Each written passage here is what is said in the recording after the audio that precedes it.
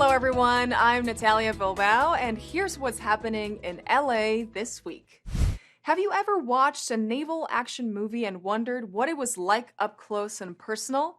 At this year's LA Fleet Week, Angelinos got to see sophisticated tech tools, defense mechanisms, meet active military, tour around U.S. Navy ships, and honor those who keep us safe.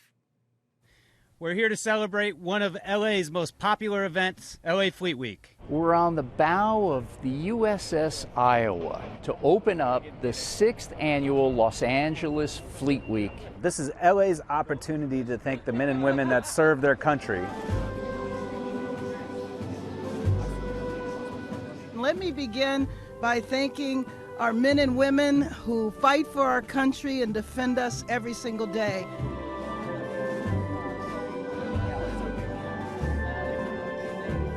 My uncle gone, my daddy gone, they did the Navy. Salute to the Army, to the Navy. I love them. So many of us have ties to the U.S. military. I'm the son, nephew, and grandson of enlisted U.S. Army veterans. My father was part of the greatest generation and served in the Coast Guard. There's no greater pride that we take than being families of the armed services. More than 1,000 sailors and Marines are here, as well as a group of soldiers from Fort Irwin. I'll have to say I'm almost overwhelmed with pride that people are just so happy to see us out here. And we couldn't be more grateful.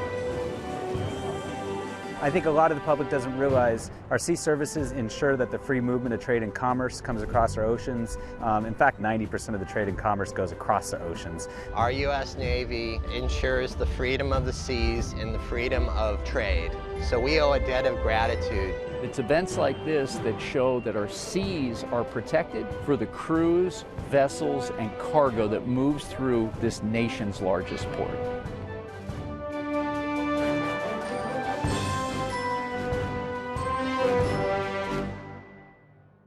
When we see car races on films and video games, we imagine how fun it must be to drive at a high speed.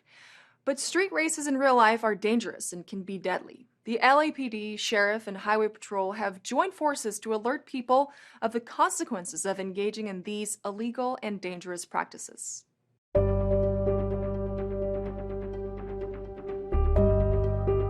So today is just an opportunity to make the public aware of the dangers of illegal street racing, expedition of speed, and especially sideshows, which has become a real big, rapid problem in the state of California and continues to grow. It's very important because we were all young at one time, and you're focused on having fun. You don't always think of the potential consequences that could occur. And this is to remind everybody that there are real consequences. These are not trained drivers, right? And they can easily lose control, and we really just ask for all the spectators to make sure you just don't participate in this, because you don't want one of those cars to lose control and come flying around and hit you. You have no protection around you.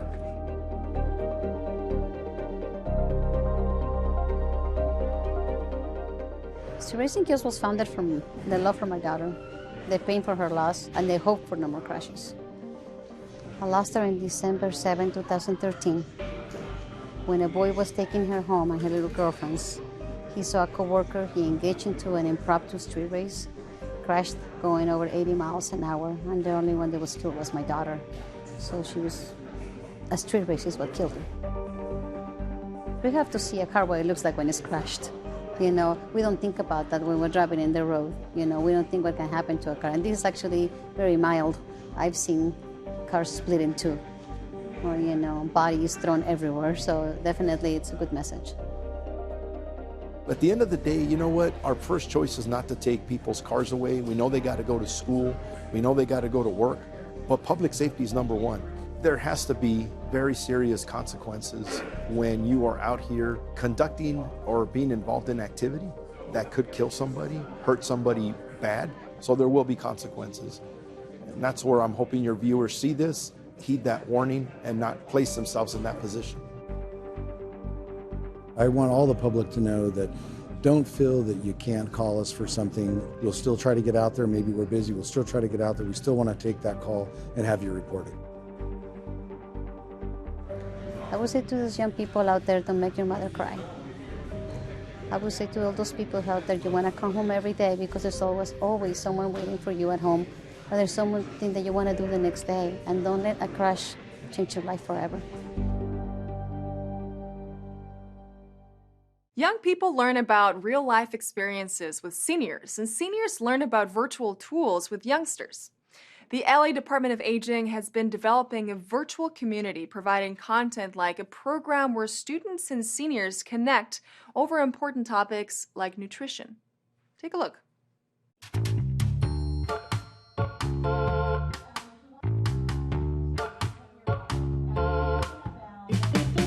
Cyber Cafe was all started from actually going to a conference. I went to a conference and met Loop, and they told me about this cyber program that they had that I thought would be really cool for my seniors. Loop is an online virtual community targeting senior isolation and loneliness. We give content to seniors virtually. Then, through a partnership with USC, we all kind of came up with this plan of creating a nutrition education piece for the seniors. In 2014, I was hired to develop an accredited program for future dietitians. Through our conversations, we came up with this idea of being able to reach seniors in the community using students. It's very different in how nutrition lesson plans really need to be tailored to different age populations and how different they are and how important that is. The seniors are really enjoying learning how to eat healthy and being able to socialize with each other through the process. So this has been a kind of a full circle. The students are learning from the seniors are learning from the students, and the conversations are just priceless. Most people want to eat healthy. They just don't know how. And so this intergenerational program that we have with USC students coming together and teaching our seniors is such a beautiful thing.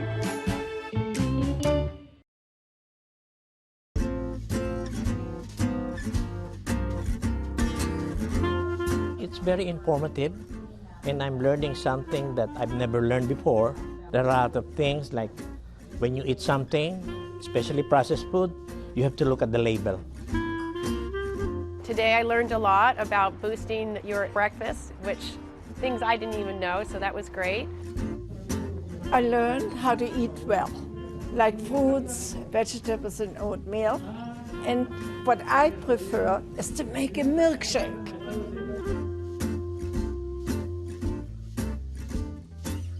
Social isolation is a very big deal amongst older adults. And so being able to connect seniors with virtual programming or any kind of programming that we can bring to them, especially in terms of nutrition education, is always valuable for our seniors. I've learned now to eat Quaker oats without sugar. I'm trying to learn. If you have friends, it gives you more longevity in life because of, I don't know, there's something when you are joined with this group of people.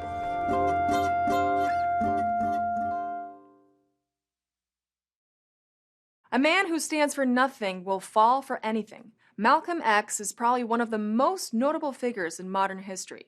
In our city of LA, at a popular intersection in a historically black neighborhood, his legacy will have a special echo thanks to the unveiling of the Malcolm X route.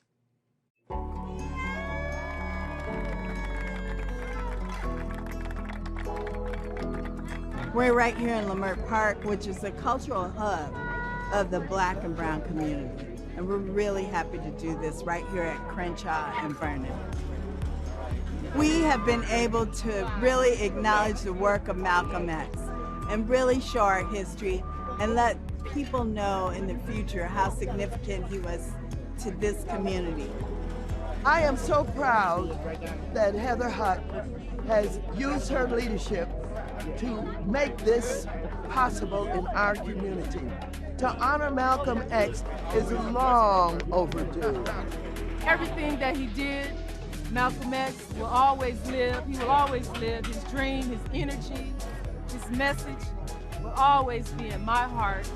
It's important for our kids growing up. It's important that they understand that when they look up and they see their heroes, they know what they can aspire to. They know that there are expectations that go along with being who they are. He was a tremendous voice, and all of our young people should know about him. He should be recorded in history. And for us, this is an inspiration for this community to have our heroes identified this way.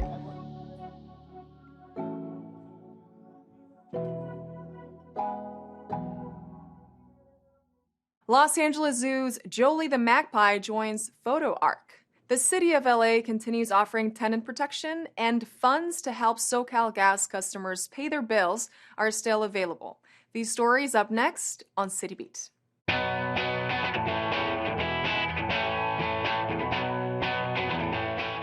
In honor of the 50th anniversary of the Endangered Species Act, LA Zoo's Indo-Chinese green magpie boarded the National Geographic Photo Arc. Photo Arc, founded by photographer Joel Sartori, is a multi-year effort to document every species living in zoos and wildlife sanctuaries. Jolie the magpie was one of 93 Asian songbirds that survived smuggling from Vietnam's illegal pet trade and one of the 14,000 species to join the Photo Arc project. LA Zoo cares for 65 endangered species, including 25 critically endangered species, providing the highest level of services at every stage of life. For more information on the work of the LA Zoo, visit lazoo.org. The City of Los Angeles continues to offer tenant protections for unpaid COVID-19 rental debt to decrease the chances of residents being evicted from their home. To help Angelenos stay housed, the city is providing tenants with information and support needed to exercise their rights. If an eviction lawsuit or unlawful detainer is received, tenants have 5 days to respond to the court or risk losing by default without getting a trial. Tenants should know they can't be evicted without a reason or a cause and should take immediate action if an eviction notice is received for unpaid rent. To learn more about your rights, call 866-557-RENT or visit housing.lacity.org. SoCal Gas announced there are still about $3 million in grant funds available for regional customers who are having trouble paying their gas bill. Over 10,000 customers eligible for this grant saw help of up to $500 from the original $6 million grant from the Gas Assistance Fund. SoCal Gas partnered with United Way of Greater Los Angeles to expand the program and amplify the support provided. United Way has additionally enlisted several nonprofit organizations to help facilitate the assistance.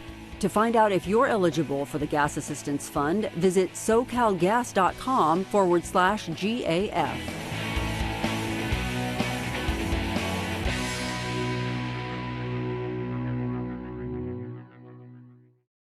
Small businesses make up a big part of the economic landscape of LA. In its effort to help these grow and add value to the lives of Angelenos, the program Accessing LA helps local entrepreneurs have access to city contracts, especially with major sporting events coming to our city very soon. Take a look. We are here to re-engage our outreach series, Accessing LA. Our goal, quite honestly, is to reach out to as many small businesses as we can, primarily those housed, headquartered in the city of Los Angeles, to educate them and inform them about opportunities. The World Cup's coming to LA, the Olympics are coming to LA.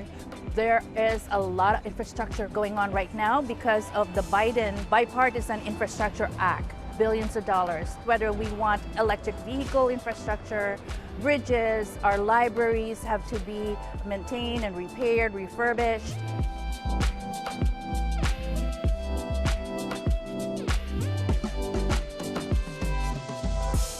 I'm excited to see who comes to be able to engage and get this opportunity. Talk about how important it is for women, for disadvantaged business, for veterans, to be able to participate in getting contracts with the City of Los Angeles.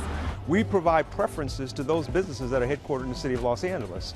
So when they submit a bid, if they are a Los Angeles headquartered business, they're going to get a preference when it comes to how their proposal is viewed. We have expert panelists who have done business with the City of LA who will share their best practices, lessons learned, resources so they get their foot at the door. I just want to say happy Public Works Week. It is the time to think about infrastructure. Those that want to engage in public works, this is the time. Accessing LA, again, is the city's effort to let people know that, as our Mayor Bass says, Los Angeles is open for business. We are building a new LA, one that is happier, healthier, and safer, and you are a key partner in that work.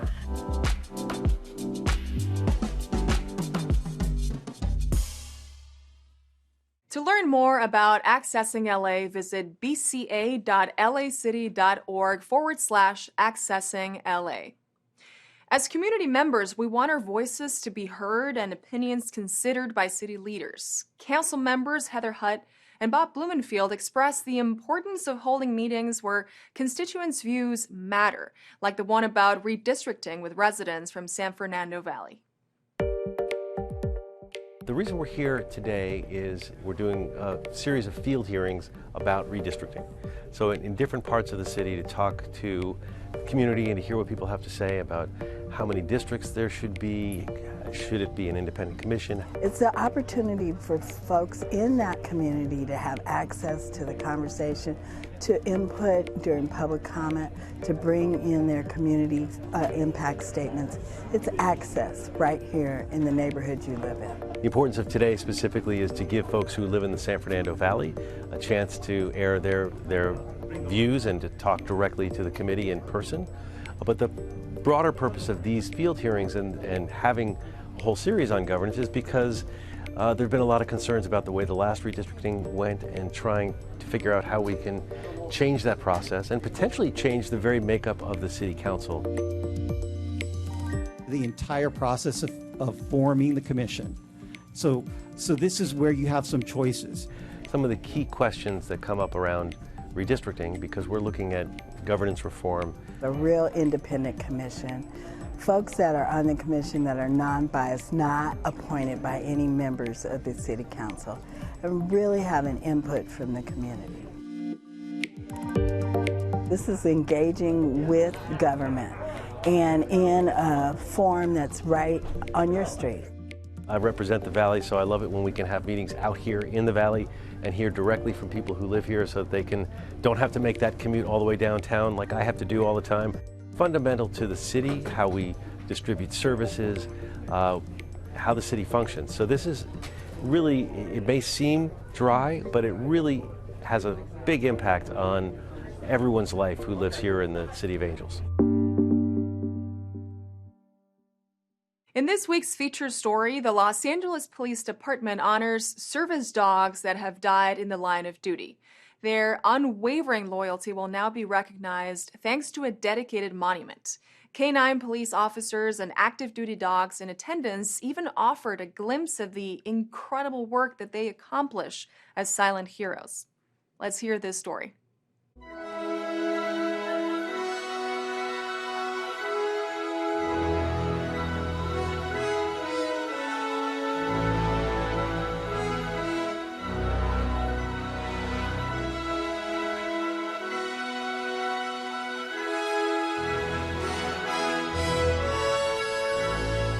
Thank you all so much for coming out here today to honor the 4 police canines who paid the ultimate price to keep this city safe. Today, we're highlighting a statue that has been years in the making, but it's a statue that honors the 4 police canines that were killed in the line of duty.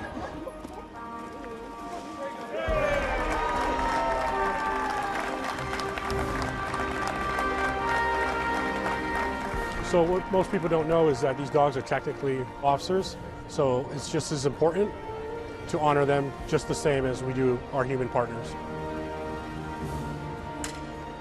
We conduct thousands of searches involving the apprehension of dangerous individuals, many times armed with firearms, willing to engage officers in a gunfight. But instead of having to escalate to that situation, we're able to de-escalate, find and apprehend these individuals with the use of a police service dog. Police canines go out every day, and they do work that human beings simply can't do. And you can tell this is a little bit intimidating, but we're trying to mitigate the need to use force. These dogs, with their superior sense of smell and hearing, can locate people who have been hiding. It keeps the community safe. He's found approximately 45 suspects He's the smallest dog in the unit. I'm the biggest guy in the unit. Man's best friend is truly our best friend as they go out policing this city.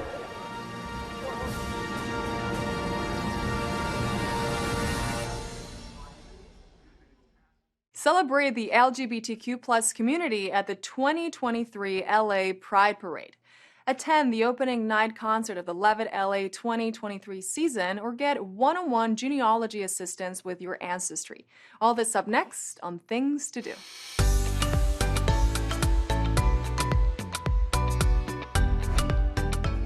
June is Pride Month, and the Los Angeles DWP and Metro want you to get festive. The iconic LA Pride Parade is back and bigger than ever.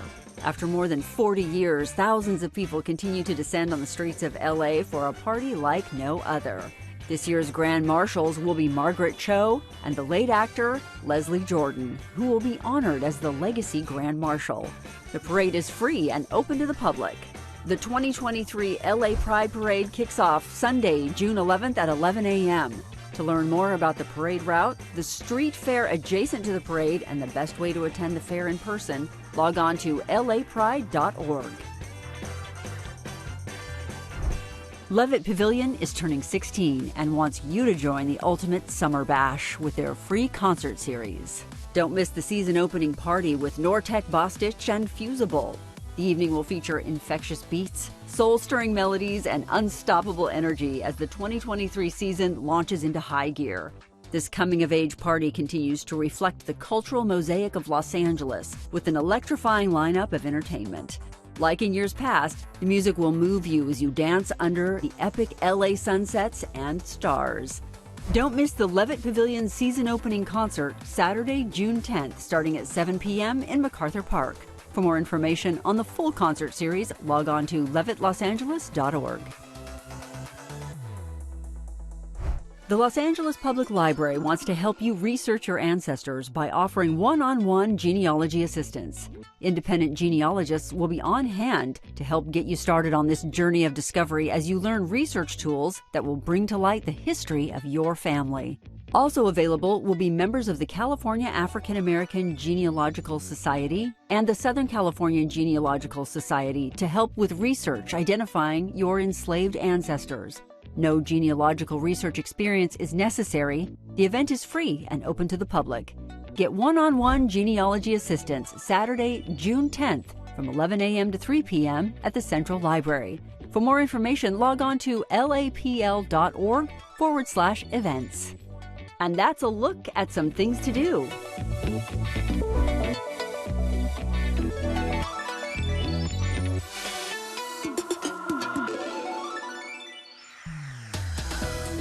And that's it for this edition. I'm Natalia Bilbao, and from all of us here at LA This Week, thank you so much for joining us. A reminder that you can catch us online at lacityview.org, and we're also on Instagram, Facebook, Twitter, and YouTube. See you next time for more LA This Week.